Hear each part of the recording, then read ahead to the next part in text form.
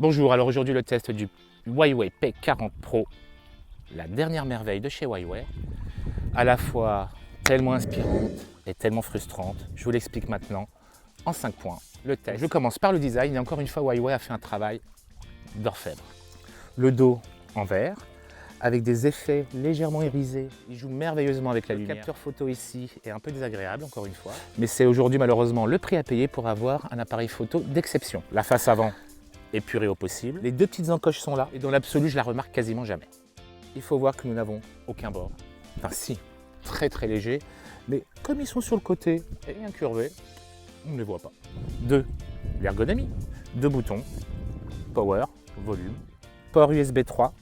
Haut-parleur, on va dire honorable.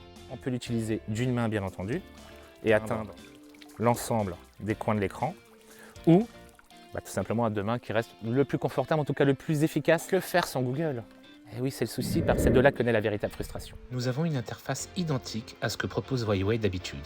MUI 10, base Android, même panneaux successifs pour les applis. Nous avons une barre d'action rapide sur le côté pour lancer des applis rapidement ou en fenêtrer. Toutefois, ce dernier est mal pensé, je m'en sers jamais. Au final, c'est l'interface connue et les problèmes vont apparaître au moment d'installer les applis. Je lance donc App Gallery, car oui, sans service Google, pas d'accès au Play Store. Premier hic, une pub. Donc, alors Huawei lance son propre écosystème et trouve malin de lui faire bouffer de la pub au démarrage. Alors, le contenu est assez riche, je vais être honnête. Il y a encore de nombreux manques. Toutefois, il se remplit régulièrement. Et si vous ne trouvez aucune alternative dans App Gallery, alors passez à Petal Search. Ce dernier concentre les APK de quasiment toutes les applications Android. Toutefois, les mises à jour ne sont pas automatiques et parfois ces applis n'arrivent pas à remplacer les services Google comme GPS par ceux de Huawei.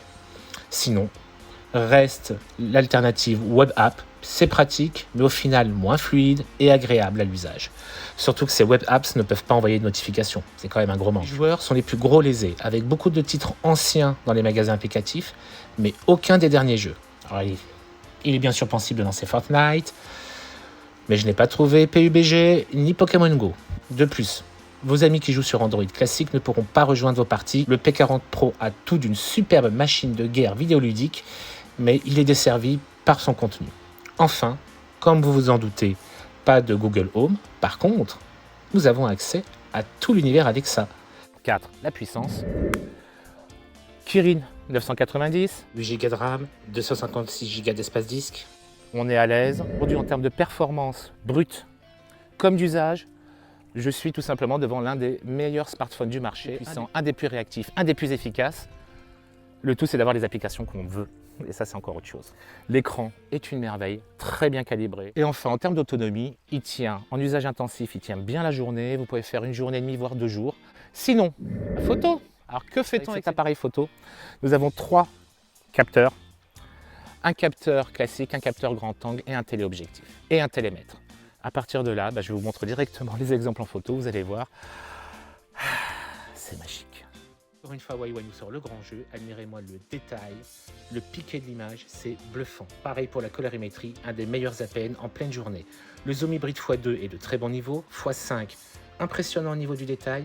Bon, évitez le x10, là c'est vraiment artificiel. Le mode nuit est encore une fois une preuve de la maîtrise technologique de Huawei. Admirez la qualité des couleurs, le niveau de détail, la gestion des lumières, c'est parfait. Le mode portrait est du même niveau, en tout cas avec l'APN au dos, pas l'APN en façade. 5. Qu'est-ce que je fais avec ce Huawei P40 Pro? Alors soyons clairs, vous êtes vraiment très grand public, vous n'avez aucune connaissance technique, ne le prenez pas. Huawei a fait un boulot extraordinaire et franchement impressionnant pour rendre l'usage le plus transparent possible pour l'utilisateur final. Rester honnête, le très grand public sans aucune connaissance technique aura du mal. Les autres pourront se l'intégrer. Le produit est extraordinaire. Par contre, si vous êtes absolument accroché à Android et que vous voulez faire zéro effort, que voulez-vous que je vous dise? Vous oubliez Huawei et pour les autres, foncez. Mais soyez conscient que l'absence des services Google est un handicap. Et pour les plus bidouilleurs, rien ne vous interdit d'installer Android. N'oublions pas que ce n'est pas une opération sans risque. À bientôt!